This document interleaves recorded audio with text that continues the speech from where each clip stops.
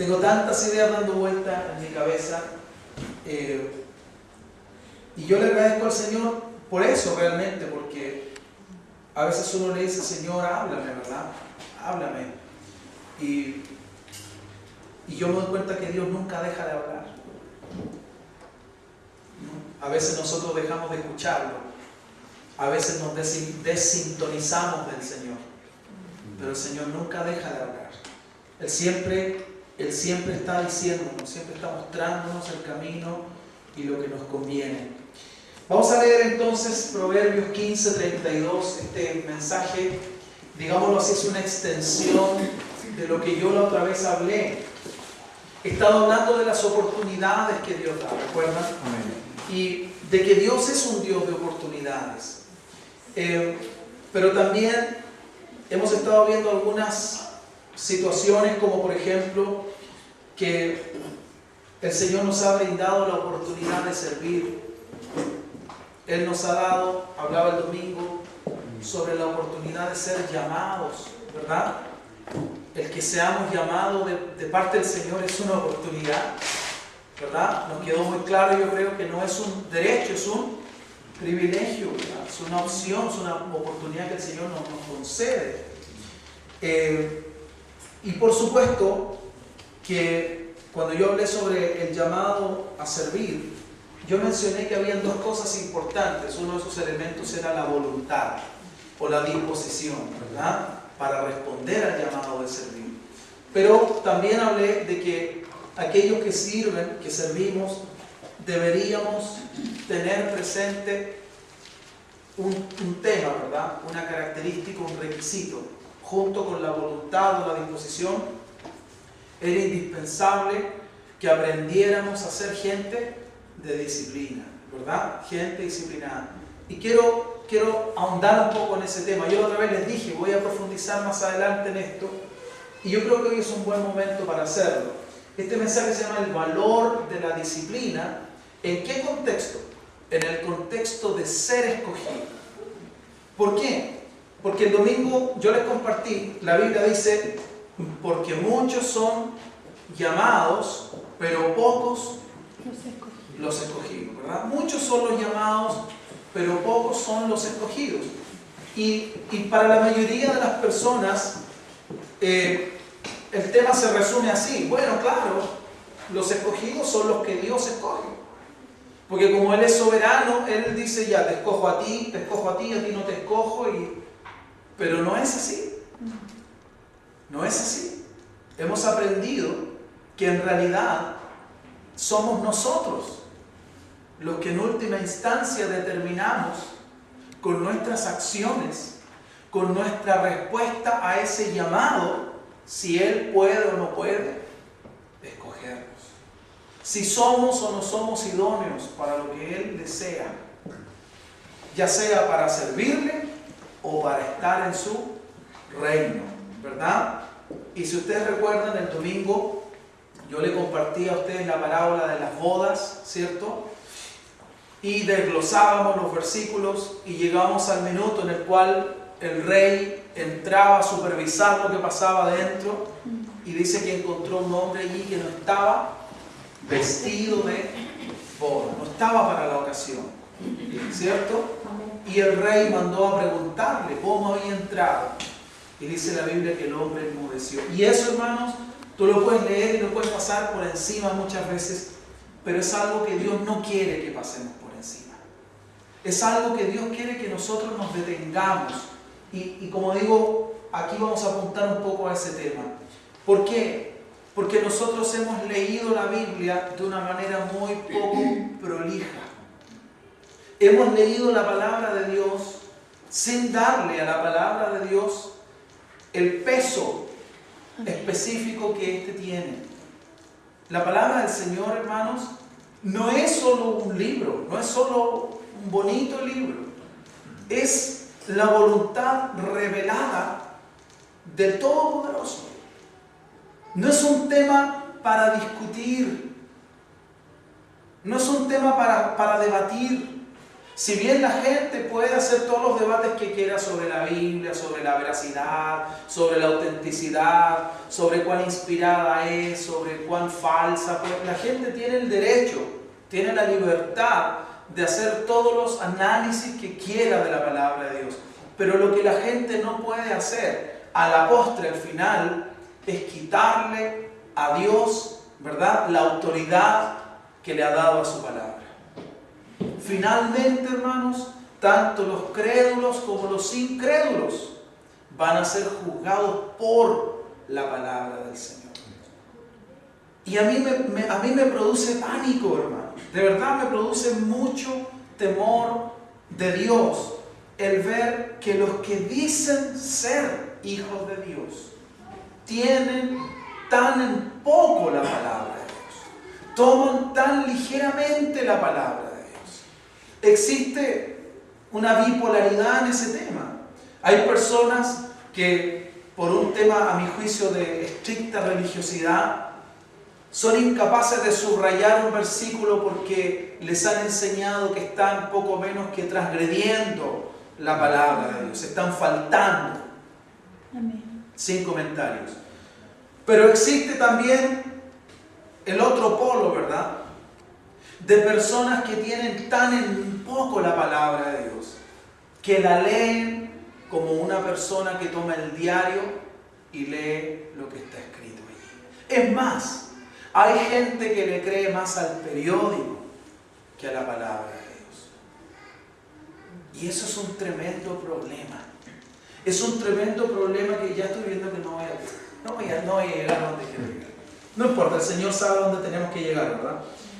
Pero es un tremendo problema que a Dios no lo toma por sorpresa. A nosotros nos sorprende. A nosotros nos sorprende. Pero el Señor no, el Señor lo tiene todo bajo control. Él sabía perfectamente cómo serían las cosas. Lucas 18, el Señor dice: pero cuando el Hijo del Hombre regrese, ¿hallará fe? Esa fue la pregunta que Jesús hace. Como anticipando, ¿verdad?, sabiendo Él todo, anticipando que el estado de la tierra, de la gente, del mundo, de la humanidad, para cuando ese tiempo se cumpla, es un estado de incredulidad. Cuando el Hijo del Hombre vuelva, ¿hallará fe? Tú conversas con hermanos y hermanas y tal vez alguien diga que yo soy crítico, pero hermanos, alguien tiene que atreverse a decir estas cosas por amor a la gente. Alguien tiene que decirlo y yo siento que Dios me está motivando a decirlo. Pero tú conversas con creyentes que son más incrédulos que los incrédulos. Tú te vas a encontrar que una y otra vez hay hermanos que tropiezan con la misma piedra. Cíclicamente tienen este problema, pasan un par de meses, Dios los libra, un par de meses después están en el mismo problema. El Señor los ayuda y otra vez caen después de algún tiempo en el mismo problema.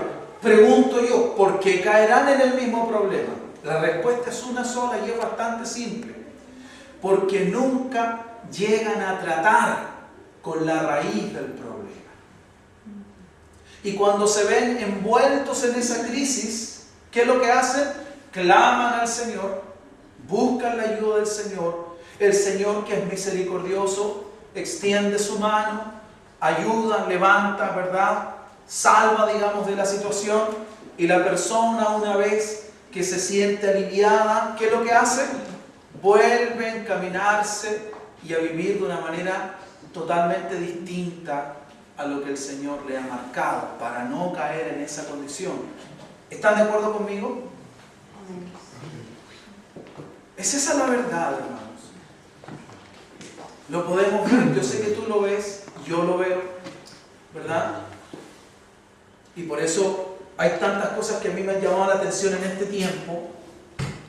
Repito, no creo que voy a alcanzar a cubrir todo lo que deseo, pero no importa, que el Señor me ayude para llegar a donde tenemos que llegar nomás. Pero leamos esto. Aquí hay una raíz importante de esta problemática que yo estoy describiendo. Dice el Proverbio 15:32, dice: el que tiene en poco la disciplina menosprecia su alma, mas el que escucha la corrección tiene entendimiento. Miren, hermanos, es un versículo nomás, pero fíjense la riqueza que hay detrás de este versículo. Y traigamos este versículo a nuestra realidad, a nuestro tiempo. Yo la otra vez les compartí más o menos largo sobre lo que era la disciplina, ¿verdad? La disciplina tiene que seguir con vivir bajo cierto alineamiento, bajo cierto ordenamiento, bajo cierta doctrina, bajo ciertos parámetros. Eso es, a grandes rasgos, la disciplina, ¿cierto? Es tener una vida bajo normas, ¿de acuerdo? En el caso nuestro, bajo las normas del Señor. Y las normas del Señor, ¿quién las dictamina?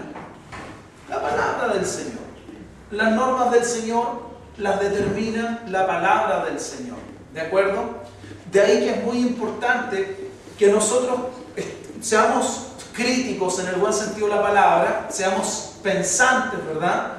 Y examinemos si las normas que nosotros, entre comillas, nos estamos dejando mover por esas normas son o no son del Señor, ¿verdad? Porque hay muchos lugares donde las normas, tal como Jesús dijo, no son más que mandamientos de hombres. Y Jesús dice, invalidan mi palabra enseñando como doctrina, como si fuera palabra de Dios, como si fuera ordenanza divina, enseñan mandamientos que se le ocurrió al que fundó esa organización. No sé si me dejo entender. Bueno, Dios nos libre de eso, ¿verdad? Dios nos libre que en esta iglesia se haga la voluntad del pastor Gabriel. En esta iglesia debe hacerse la voluntad del Señor Jesucristo. Porque Él es nuestro Señor, porque Él es quien nos salva, porque Él es el que nos tiene con vida, porque Él es el que nos ha dado el Espíritu Santo, porque la palabra que leemos es suya, porque lo que somos y tenemos proviene de Él. O sea, a quien tenemos que honrar, en resumen, es al Señor Jesucristo, ¿verdad? Eso tiene que ser un tema medular. Pero fíjense, el que tiene poco la disciplina, en otras palabras, la persona que menosprecia la disciplina. Y aquí hay una aclaración con respecto a la palabra disciplina, porque dice, el que tiene poco la disciplina menosprecia su alma, más el que escucha la corrección. Es decir, en este caso, al hablar de disciplina, se está hablando de ¿qué? De corrección, de una instancia de corrección. Por cierto, ¿de qué disciplina está hablando acá? Obviamente de aquella disciplina que viene de Dios, ¿verdad? Que viene de Dios a través de cualquier canal que Dios quiera usarlo, a través del papá, a través del profesor, a través de la autoridad, a través de... Me dejo entender, ¿no? Pero que sea la disciplina que viene del Señor, la disciplina que está de acuerdo a la palabra del Señor. Y entonces, vamos a desglosar esta idea. Yo creo que todos coincidimos en que de manera natural, así como naturalmente hablando, no nos gusta la disciplina. A nosotros las personas no nos gusta la disciplina. No nos gusta vivir bajo normas o limitados por parámetros. Francamente, nosotros quisiéramos poder hacer todo lo que nos venga en gana. ¿Es así o no es así? La utopía, el sueño, ¿verdad? Pregúntale a un joven qué quisiera. Me gustaría ser libre. Me gustaría, si yo quiero ir para allá, ir para allá. Si quisiera hacer esto, no tener que cumplir, no tener que andar limitado por los horarios, ¿verdad? Ese es más o menos como el sueño, ¿no? de algunas personas. Nos gustaría poder hacer lo que nos venga en gana, aunque eso no nos destruya. ¿Cierto? Es lo que hacíamos antes de conocer a Cristo. Hacíamos lo que sentíamos, pero eso nos estaba matando, ¿verdad? Nos estaba destruyendo aquí y ahora y nos estaba sepultando en la eternidad también, ¿verdad? Porque nos estaba mandando a la perdición eterna. Pero aquí quiero tocar un tema, hermanos, aprovechando esta instancia. El ser humano, el hombre, está sujeto a servidumbre. Piénselo un momento. El ser humano está sujeto a servidumbre siempre. En el estricto sentido de la palabra, no existe tal cosa como la total libertad que nosotros los seres humanos deseamos. Usted puede decir, ¿pero cómo? Si Jesucristo dijo, conoceréis la verdad y la verdad os hará libres. ¿Pero libres de qué? Libres del engaño. La verdad me liberta del engaño. La verdad me liberta del error. ¿Cierto? Cuando yo conozco la verdad, tal como el Señor dijo, cuando yo conozco la verdad, esa verdad me abre los ojos para que yo pueda ver bien el error, el engaño, la mentira. ¿Es así o no es así? Pero yo te pregunto, Él dijo, conoceréis la verdad. ¿Y quién es la verdad? Entonces Jesús dijo, cuando ustedes me conozcan a mí, amén, el diablo, que es el engañador, el mentiroso, ya no los va a poder engañar. Gloria al Señor. Amén. Cuando me conozcan a mí. ¿Cierto? Pero si tú quieres vivir permanentemente lejos del engaño, tienes que estar permanentemente asociado a mi verdad. O sea, nosotros éramos esclavos del pecado, éramos esclavos de la mentira, del engaño, del error. En resumen, éramos esclavos del diablo, ¿cierto? Y para poder ser libres de la esclavitud al diablo, ¿qué tenemos que hacer? Volvernos esclavos de Cristo. ¿Es libre el hombre? ¿Existe alguna persona que pueda decir, no, yo no voy a vivir ni en la verdad ni en la mentira, voy a vivir en un punto intermedio? No existe. El hombre, el ser humano, está sujeto a servidumbre, hermanos. La Constitución dice, todos los hombres nacen iguales, libres. Mentira, mentira. Pero todo el mundo basa su constitucionalidad en eso y es mentira. ¿Te das cuenta, no? ¿Todos los hombres son libres los hombres? No, no somos libres. Estamos sujetos. Piénselo un momento, hermano. La libertad, tal como el humanismo la plantea, es una mentira, es una utopía, es un engaño. El hombre, tú y yo estamos sujetos, vamos a estar sujetos ya sea al diablo para perdición, ¿verdad? Para el pecado, o al Señor para salvación y para libertad del pecado. Pero tú no tienes la posibilidad de estar en neutro. No existe un punto neutro. ¿Amén? Amén. Estamos sujetos a servidumbre. Siempre estamos sirviendo a alguien.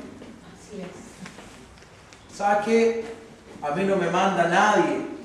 Y lo que haces, bueno, es lo que yo quiero. Entonces tú eres esclavo de tu yo. No, si no existe la libertad, hermano.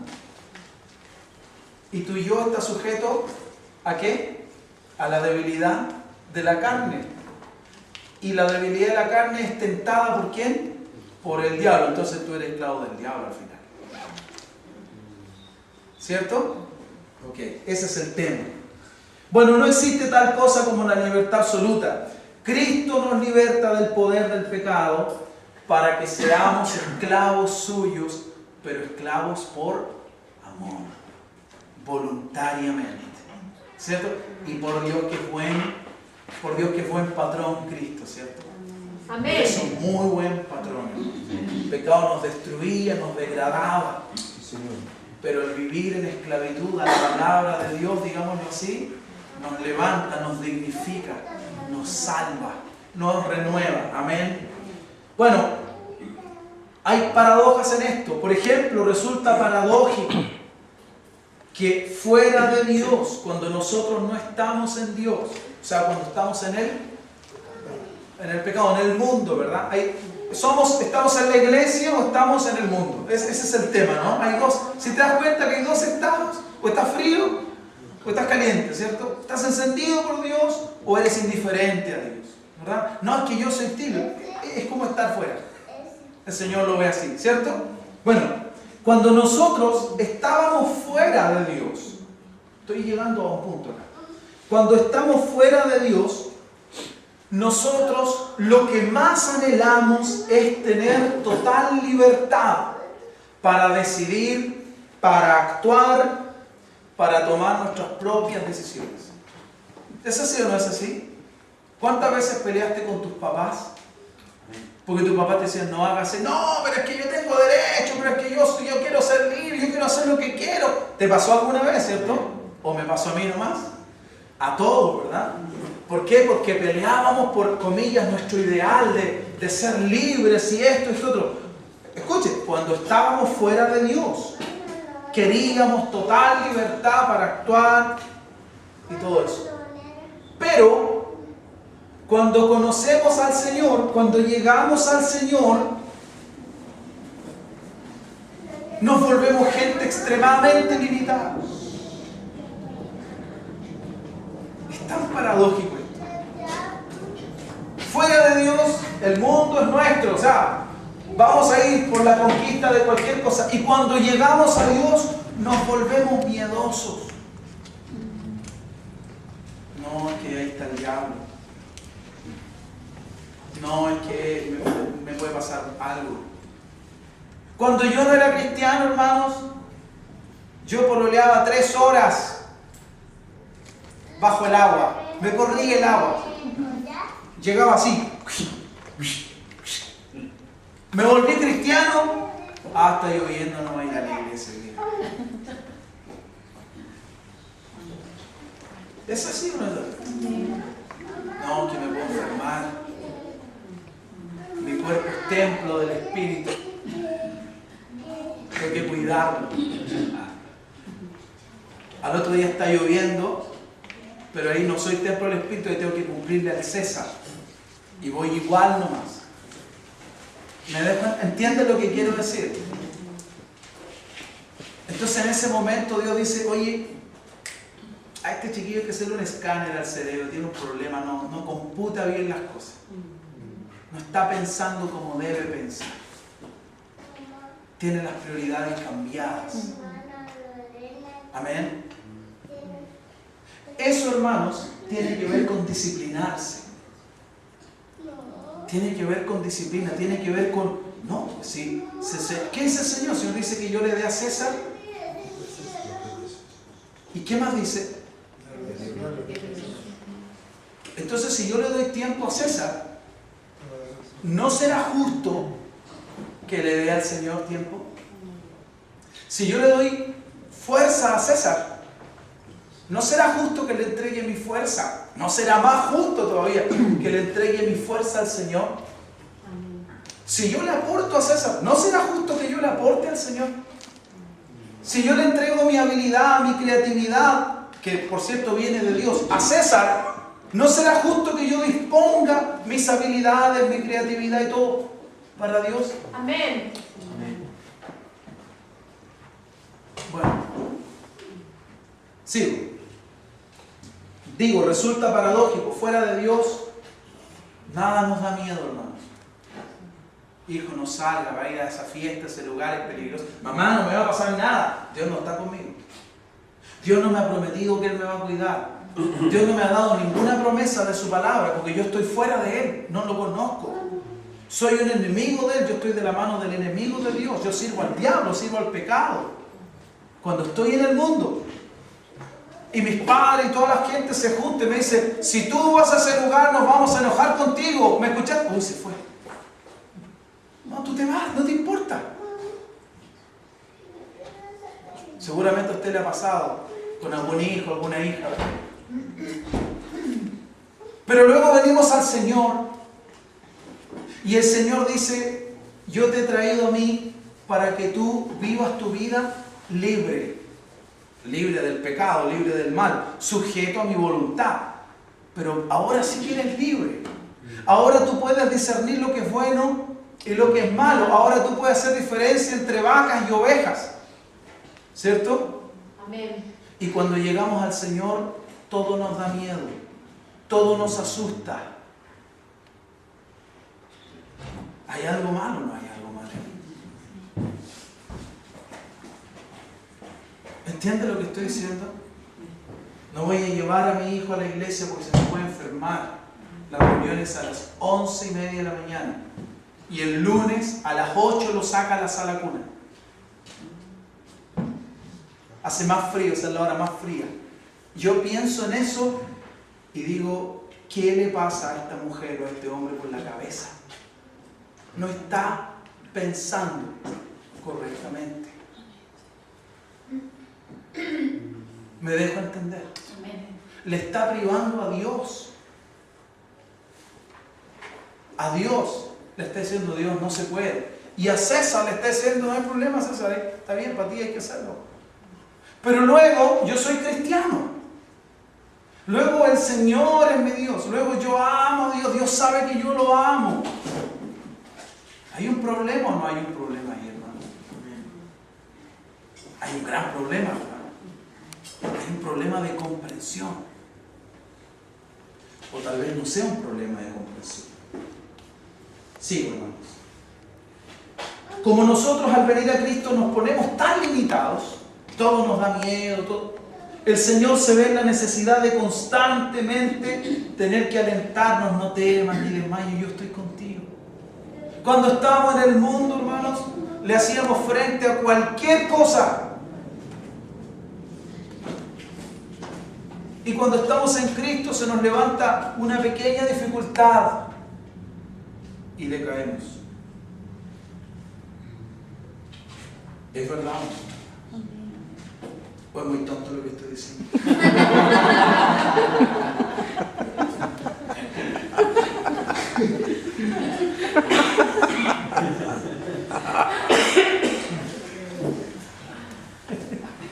Es cierto, ¿verdad? Decaemos por cualquier cosa. ¿Y ustedes por qué hicieron así cuando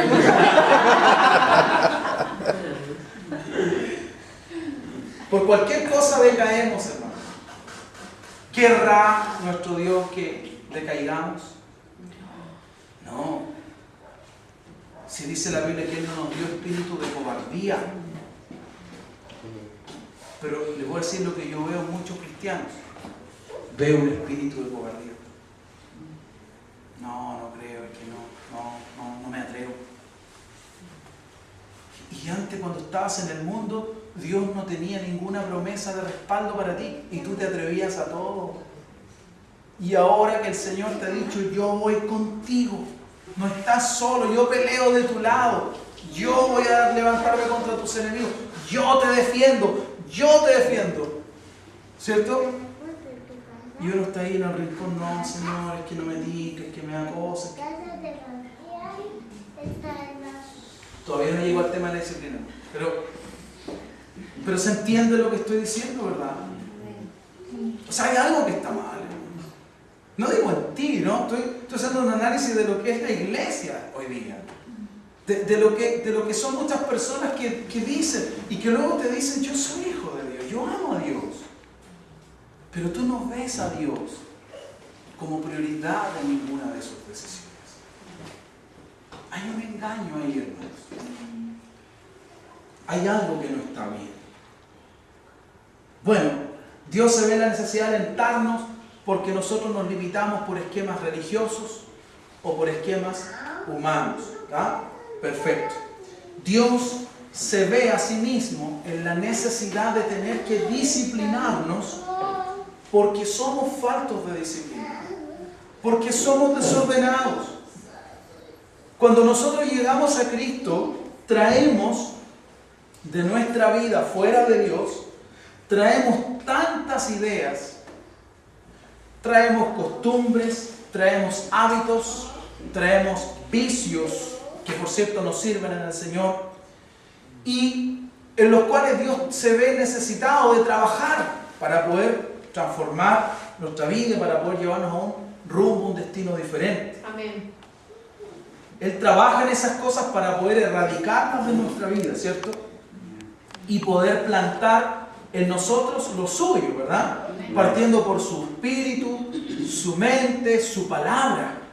La Biblia dice que nosotros tenemos la mente de Cristo. pero no usamos esa mente, ¿sí?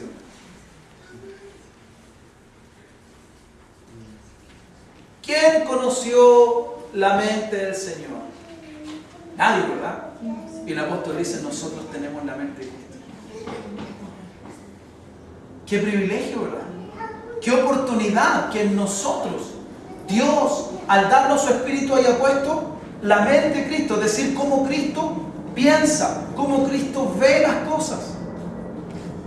Entonces yo comienzo a entender ahí por qué algunas personas viven al revés, viven diferente. ¿Me entienden? ¿Por qué no van con lluvia a la iglesia, pero aunque esté terremoteando van al trabajo? Porque no tienen la mente de Cristo. No están siendo gobernados por el pensamiento que debe gobernar. ¿Amén? Amén. El Señor entonces planta su mente en nosotros y empieza a enseñarnos y a motivarnos a que nos dejemos mover por Él, por su palabra, por su Espíritu. Eso es un proceso disciplinario que no es fácil para Dios no es imposible, pero entiéndase, ¿verdad? En el buen sentido de la palabra, no es fácil. A Dios le cuesta, entre comillas, trabajo producir en nosotros ese fruto o esa voluntad. Le toma de hecho al Señor tiempo, y en algunas personas, en algunos casos, les toma más tiempo del que debería. ¿Por qué? Porque no hay voluntad, porque no hay disposición, porque no hay voluntad de dejar que Dios trabaje. ¿Me dejo entender? Hermanos, ahí hay una clave muy importante. Yo les dije, la voluntad y la disciplina son dos cosas que van de la mano y que son fundamentales para el servicio al Señor, y que también son fundamentales si yo tengo la aspiración de que Dios me escoja. No solo de ser un llamado, porque yo ya dije, Dios hizo su parte. Muchos son llamados. Cuando Dios me llamó, Él hizo su parte. Él me está invitando. Pero pocos son los escogidos. ¿Cuáles son los escogidos? Los que se dejan mover por Él, los que responden a ese llamado. Ahí está la clave. Entonces ya no depende de Dios. Y yo les mostré algunos ejemplos, como por ejemplo, cuando el Señor llama a sus discípulos, ¿verdad? Dice que de sus discípulos escoge ¿a cuántos? A 12, tenía más, ¿verdad?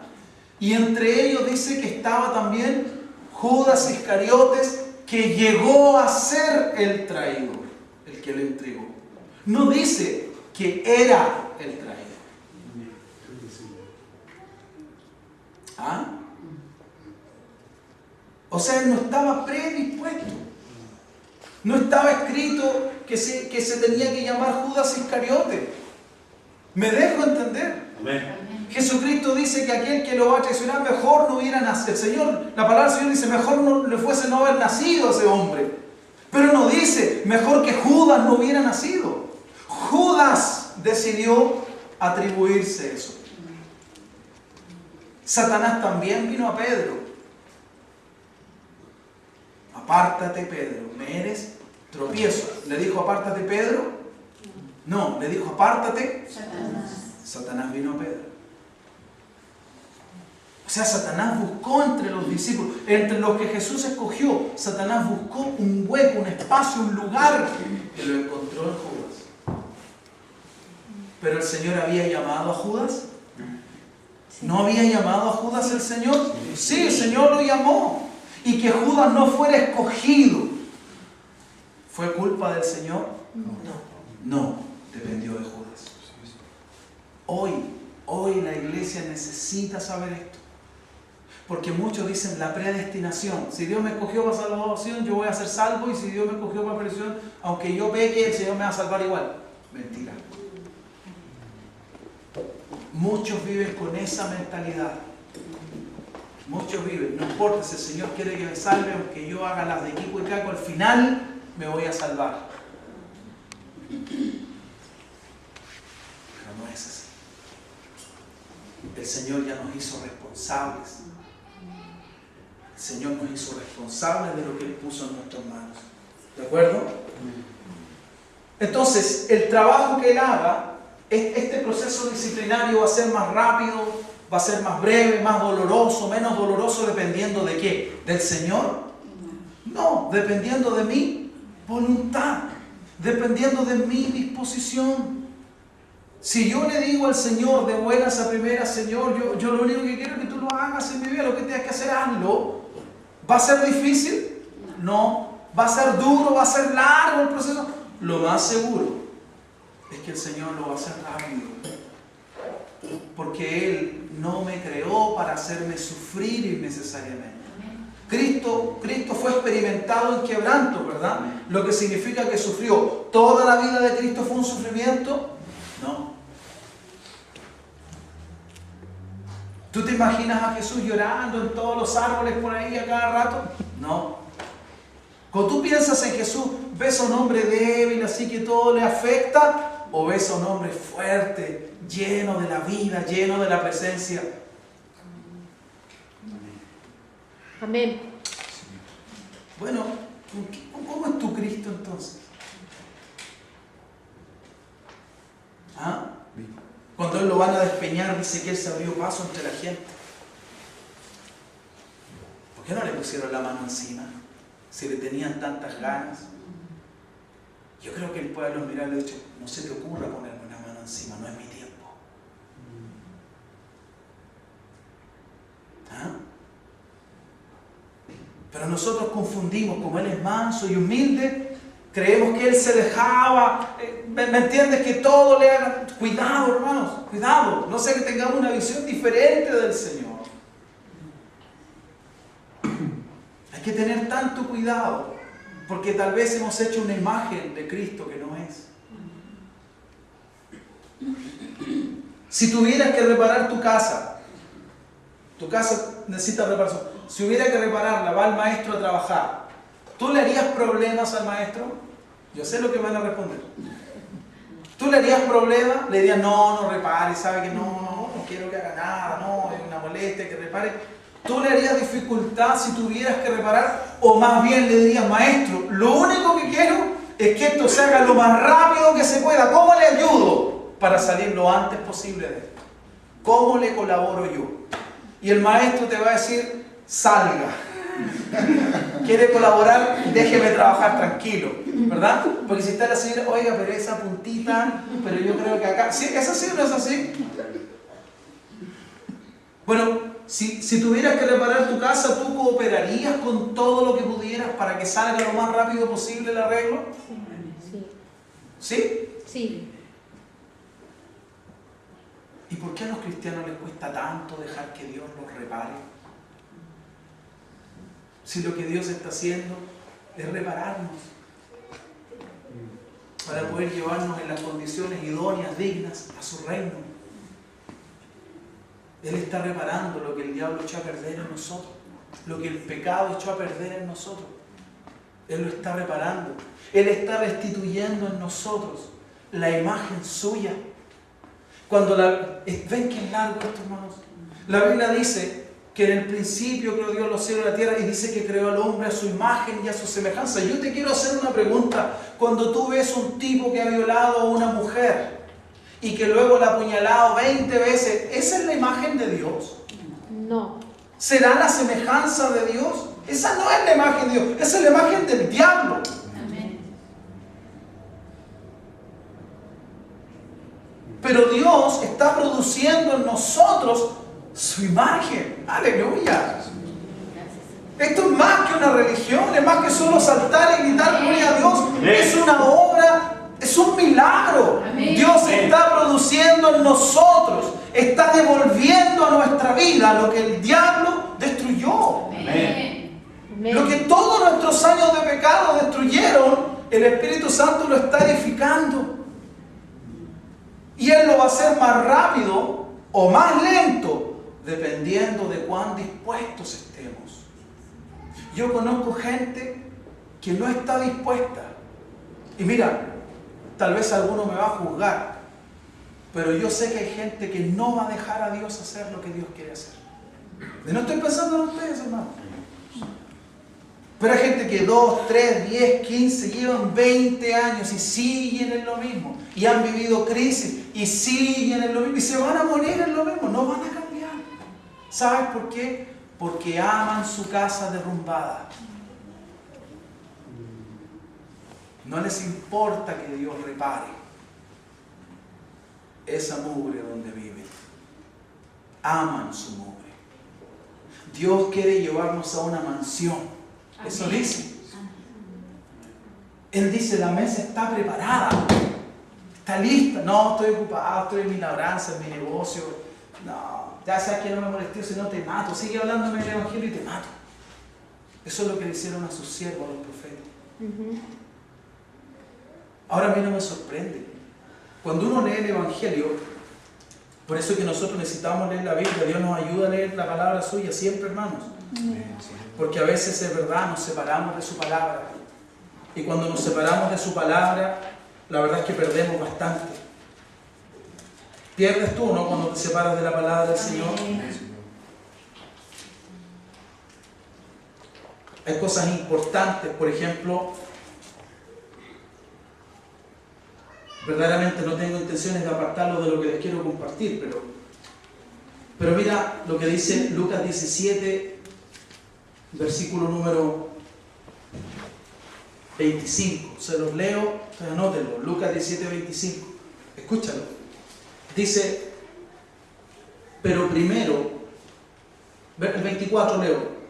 Porque como el relámpago que al fulgurar resplandece desde un extremo del cielo hasta el otro, así también será el Hijo del Hombre en su día. Va a cruzar desde un extremo hasta el otro, ¿verdad? Eso lo hemos oído, lo hemos leído, lo sabemos. Pero mira lo que el Señor me hacía ver hoy día en la tarde cuando yo estudiaba esta escritura. Dice, pero primero, o sea, antes de su manifestación gloriosa, dice, pero primero es necesario que padezca mucho. Yo te quiero hacer una pregunta. ¿Esa escritura es profética o es histórica? ¿Es profética o es histórica? Profética. No es profética. Para nosotros no. Porque Jesús padeció mucho. Cuando fue crucificado, cuando fue torturado, cuando a él lo maltrataron, él padeció mucho. ¿Es así o no es así? Cuando él regrese, ¿va a padecer? No. Él va a venir como Rey de Reyes, hermanos. Van a temblar delante de él. Los que no temblaron van a temblar. Los que lo menospreciaban se van a arrodillar, van a temer. Porque van a ver quién es Él en realidad. Qué privilegio el nuestro, que Él nos haya dado entendimiento para que nosotros podamos postrarnos voluntariamente ante la majestad del Rey. Amén. Muchos se van a postrar bajo la agudeza de su vara, de su espada, ¿me entienden?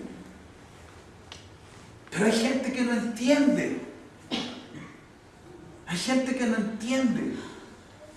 Hay gente que no tiene disciplina, que le gusta vivir su vida loca, le gusta vivir su vida desordenada. No entiende.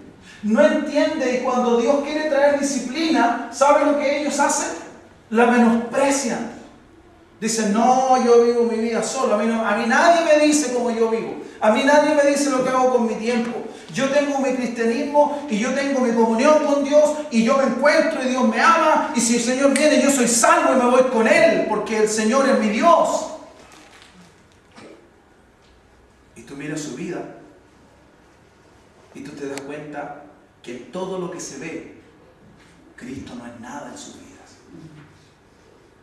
No van a la iglesia, no tienen ningún compromiso con Dios, solamente creen y lo dicen. A los 4 vientos se dan vuelta y le dicen, yo soy cristiano, yo soy cristiano, yo soy cristiano.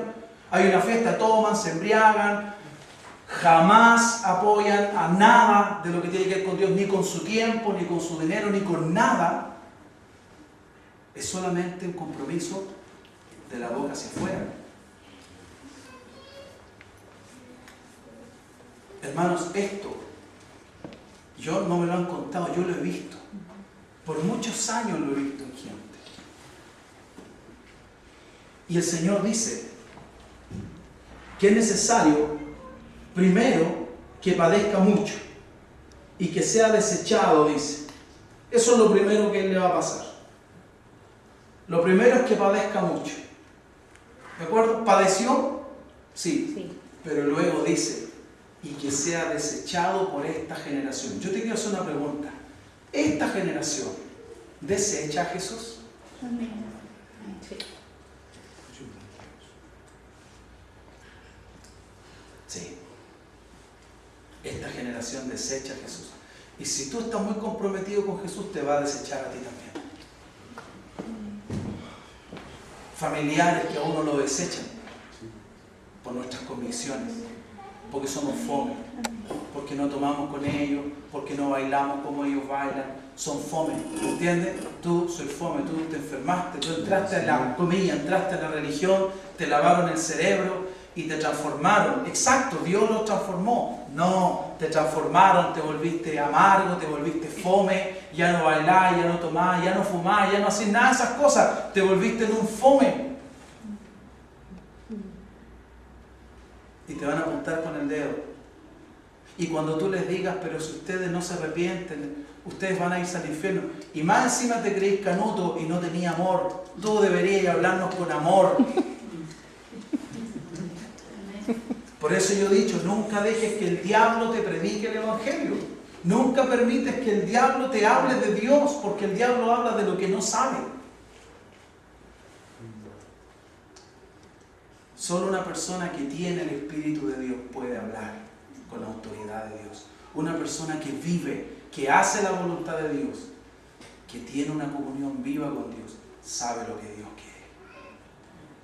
Yo puedo aprender lo que tus palabras, puedo guardarlas y repetirlas. Eso es lo que hace mucha gente. Y Dios dice, yo estoy contra aquellos que roban las palabras de su prójimo.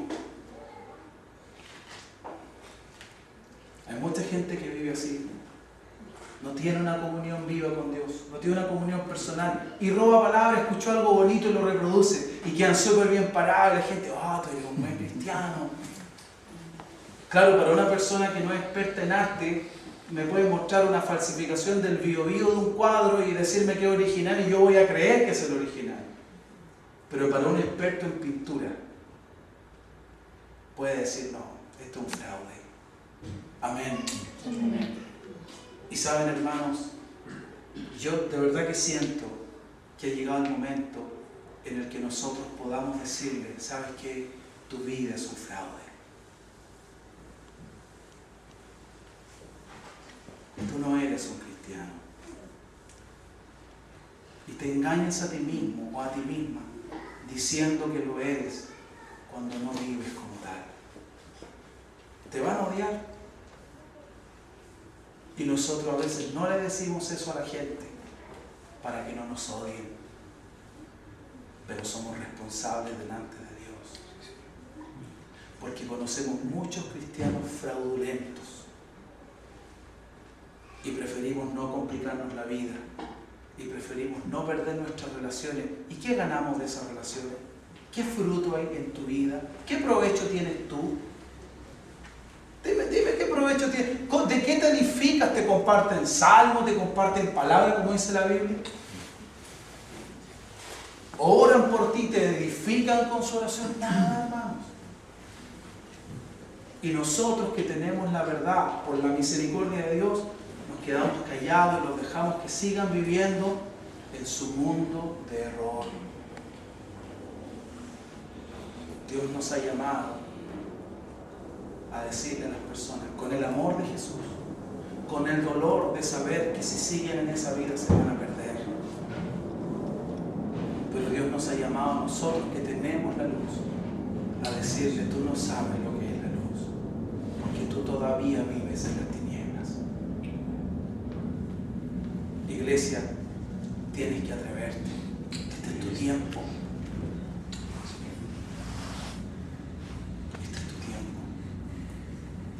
¿Cuánta gente tú conoces que cuando se encuentra contigo es cristiana? Hace todo este tiempo que no pisa una iglesia. Mucho menos tienen una vida espiritual.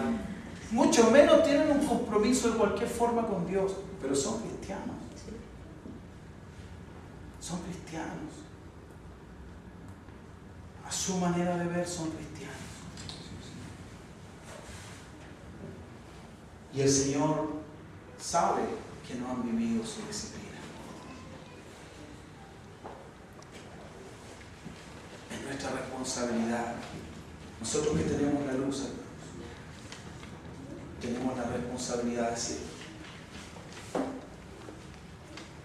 Les dije que no avancé nada, pero creo que algo hemos podido. Es un problema cuando nosotros menospreciamos la disciplina del Señor. Porque eso impide que Dios pueda trabajar en nosotros. Y solamente quiero tocar un puntito y termino. Dios, hermanos, disciplina de muchas formas. Dios, por cierto, que no está con la espada en la mano, esperando un error para cortarnos, ¿verdad? Pero el Señor disciplina de muchas maneras. Generalmente Dios usa circunstancias. Usa circunstancias para que nosotros nos detengamos, como yo he hablado antes, y nos replanteemos y digamos, no, esto está mal. Y comparemos y en esa crisis busquemos, digamos, Señor, ¿sabes qué? Y podamos encontrarnos, ¿verdad? Y entrar en esto, entrar en esa disciplina que Él quiere. Porque las circunstancias quieren llevarnos a un proceso disciplinario, justamente. Recuerdan el hijo pródigo, y hay un montón de ejemplos en la Biblia. Pero cuando las personas, tú sabes que hay carnes de distinto tipo, ¿verdad? De distinta parte del animal. Algunas son blanditas y otras son bien duras, ¿no? Bueno, cuando nosotros endurecemos nuestro corazón, el Señor acentúa su trato, qué sé yo, y llega un momento cuando a través de las circunstancias nosotros nos hacemos los sordos. Llega un momento en el que Dios utiliza al pastor y te dice, ¿sabes qué, hermano? Tenemos que hablar. Yo quiero que tú entiendas esto. Esa no es la primera opción del Señor. ¿Ah? La primera opción del médico, digámoslo así, no es hay que operar. Vamos a hacer exámenes, veamos, mira, intentemos probar un tratamiento, ¿cierto? Pero llega un minuto donde el doctor dice, ¿sabes qué? La única alternativa aquí es, hay que hacer cirugía, hay que poner bisturí, ¿verdad? Eso es más traumático, ¿amén? Bueno, pero dice que la palabra de Dios es cortante, más que cortante que una espada de dos filos, ¿verdad? Y llega el minuto en el que a veces nos volvemos tan hábiles en esquivar, ¿cierto?, los mensajes, que de repente Dios tiene que hablarnos, como yo decía hace unos días, con nombre. Dice, Gabriel Torres, yo necesito hablar contigo. Por fin llegué a un punto. Y en ese minuto, ¿qué es lo que hace el Señor? El Señor generalmente toma al pastor.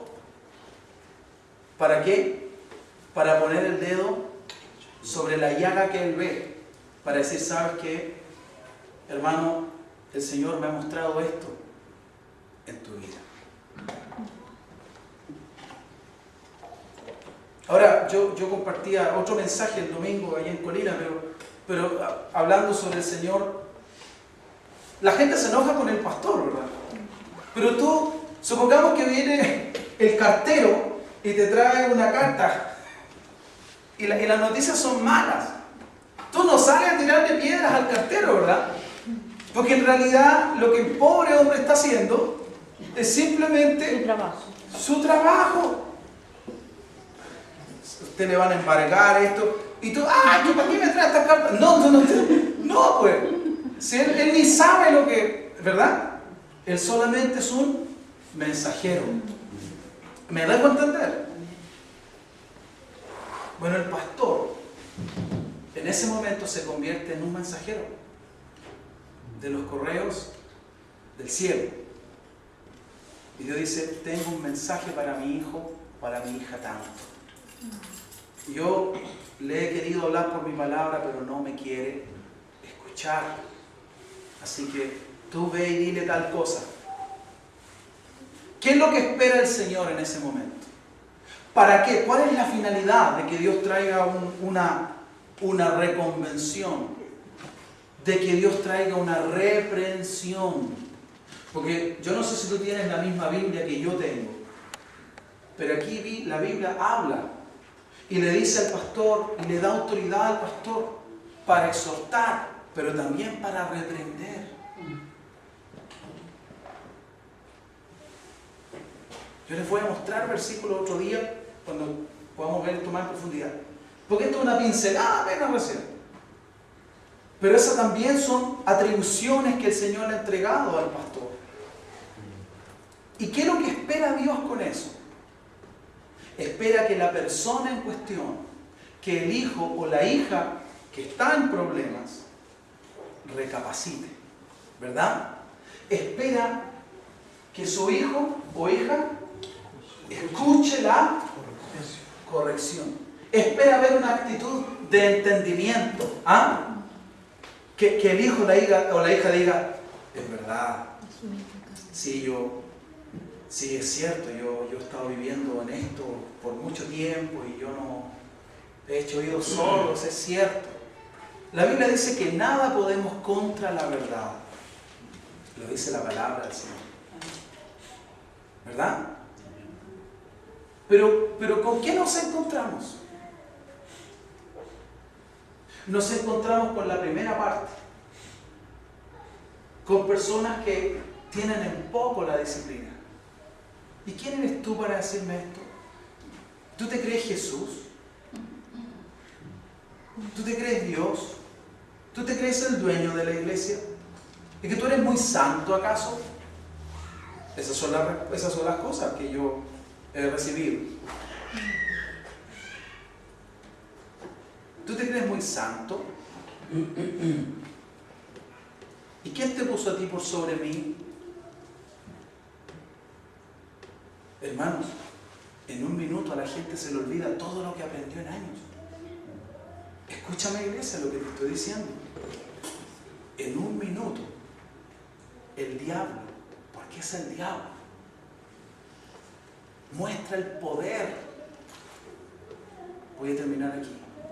En un minuto el diablo muestra cuán grande es el poder que tiene en esa vida.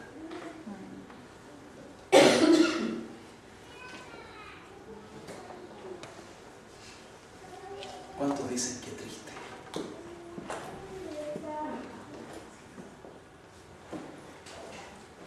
Es lo que yo digo, qué triste. Porque en un minuto, 5, 10, 15, 20 años de haber escuchado, Satanás toma la autoridad que tiene en esa vida y se sienta sobre esa autoridad, pisotea esa autoridad. No la autoridad del pastor, ¿se entiende, no? Amén. Sino que toma la autoridad, ese lugar que ve en el corazón de esa mujer o de ese hombre creyente. Y a eso apunta este mensaje, hermanos. Porque te voy a decir algo, el mensajero va a seguir adelante su vida. Pero el que tenga en poco la disciplina, ¿sabes a quién está menospreciando? ¿Es que están entendiendo ahora o no? No está menospreciando al mensajero solamente, está menospreciando su propia alma. Es para su propia perdición que está reaccionando así. Y ahora concluyo, hermanos. Está interesante esto, ¿verdad? Amén. Amén. Concluyo con esto y voy a continuar por la ayuda del Señor. Que Dios nos dé fuerza, hermanos. Amén. ¿Ah? ¿Qué hace que un hombre o una mujer, que nosotros, que cualquiera de nosotros, pueda menospreciar el llamado de atención, la disciplina, la corrección del Señor? ¿Qué hace que yo menosprecie en lugar de que yo diga, Señor, es verdad? Es verdad, Señor. ¿Sabes, pastor? Gracias. Gracias por amarme lo suficiente como para arriesgarte que yo te dé un un portazo y no quiere hablar más contigo, pero gracias por amarme lo suficiente y por ser fiel al Dios que te mandó. Yo voy a tratar este tema con Dios. Gracias. ¿Ah? Esa es la actitud que Dios quisiera, ¿verdad? Sí. Esa es la actitud. Pero la actitud que hay es una actitud generalmente de justificar. Pero es que no es así. Es que tú crees que las cosas son así. ¿Y quién te dijo eso? Es que tú no estás bien informado, es que a ti te parece, es que... Y cuando Dios llega a esta instancia, cuando te dice con nombre y apellido, dile a tal persona tal cosa, es porque Él ya ha dejado pasar un tiempo prudente. ¿Me dejo entender? O tu hijo se porta mal y tú en el momento sacas y ¡fa! No, ¿verdad? Hijo, ya pues, ya hablamos de este tema. ¿Es así o no es así? El Señor, imagínate, si nosotros somos misericordiosos, imagínate Él. Pero cuando Él necesita llamarnos a terreno, es porque ya la situación es insostenible para Él. Para Él. Claramente no para uno, porque uno puede continuar en eso. Pero el Señor quiere poner un alto. Pregunto y termino. ¿Qué hace que en vez de que nosotros recibamos la disciplina, o sea que escuchemos la corrección, nosotros nos endurezcamos, resistamos la corrección? Un espíritu de soberbia. Y hermano, respóndete tú mismo, el Señor, ¿qué dice sobre el soberbio? ¿Perdón?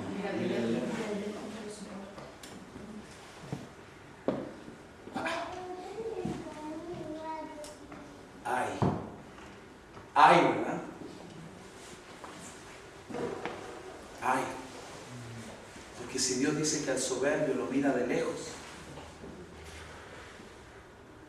y es la soberbia la que me impide recibir la disciplina del Señor, ¿sabes lo que eso significa? Que Dios ya no está cerca como yo creo.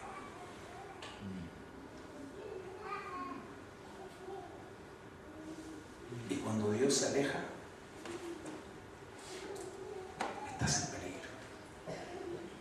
Amén, hermanos. Yo les prometo que no lo he predicado esto por ninguno de ustedes en particular. Esto es una herramienta para ti. ¿Entiendes? Porque esta es la clase de personas y de situaciones con las que tú, hermano y hermana, te vas a encontrar. Te vas a encontrar con gente que dice ser cristiana, pero que no vive como tal. Y el Señor te va a mandar a decirle, porque les ama, te va a mandar a decirle, arregla tu vida, eso no está bien. Y ellos muchas veces te van a decir, ¿y tú quién eres? ¿Y quién te crees? Y por último te van a decir, me voy de tu iglesia, pues hay muchas. Sí, hay muchas iglesias. Pero ¿sabes cuál es el problema? Que no estás menospreciándome a mí. Estás menospreciando al Señor. Y esa soberbia, no importa la iglesia que tú te vayas, va a impedir que Dios se acerque a ti. ¿Cuántos lo entienden? Amén. Estamos en ese tiempo. Y este es un mensaje que tenemos que compartir. No, si Dios es puro amor. Cuidado. Como les digo, Dios ha estado ministrándome mucho en esta área, hermanos. Mucho. El otro día le preguntaba a mi esposa, hay un versículo en Proverbio que dice, 7 veces cae él, ¿y qué hace Jehová? ¿Qué significa eso? ¿Me puede decir alguien qué significa?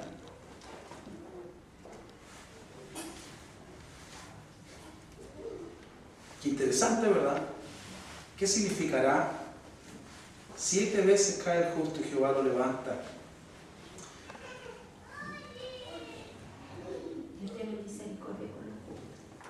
¿Pero qué significa? justo se va a caer. ¿Mm? Que el justo se puede caer. ¿Que el justo qué? Puede caer. Ya, ahí quiero llegar yo. ¿Qué significa? Defíneme caer, Juan. ¿Ah? Tropezar. Cometer errores. ¿Les puedo dejar una tarea, hermanos? Lean ese proverbio. Lean el contexto. Y se van a dar cuenta que no tiene nada que ver con pecar. No tiene nada que ver con pecar. Te voy a decir una cosa. El justo no vive en pecado.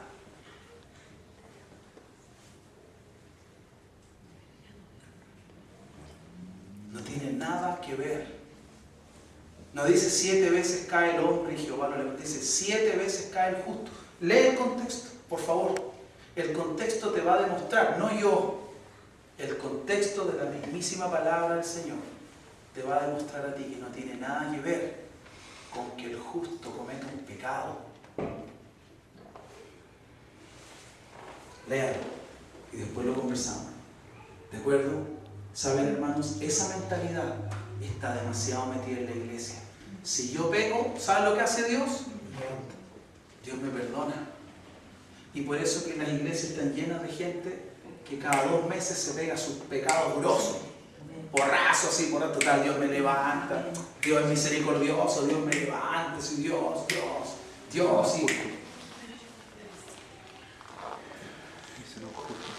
no dice la Biblia que yo no debo menospreciar la gracia. No dice la Biblia que yo no debo juzgar con ese Dios que es fuego que consume. No dice la Biblia que si después que Cristo murió por mí, dio su vida, su sangre y todo, y yo vuelvo a caer, ya no hay más sacrificio por mis pecados. No lo dice la Biblia. En ninguna parte de la Biblia hay un versículo que diga, dale nomás, y total, si peca está todo ok. En ninguna parte. ¿Sabes por qué? Porque el mismo Dios que escribió la Biblia dice, el que pecare, morirá. Y te lo puedo, por la misma palabra del Señor. Cuando el Señor se encontró con la mujer adúltera, ¿qué le dijo? Le dijo, ni yo te condeno, pero acuérdate que el justo se cae 7 veces y Jehová lo levanta. No le dijo eso. Le dijo, cuidado, no vuelvas a pecar. ¿Cuántos lo entienden, hermanos? No vuelvas a pecar.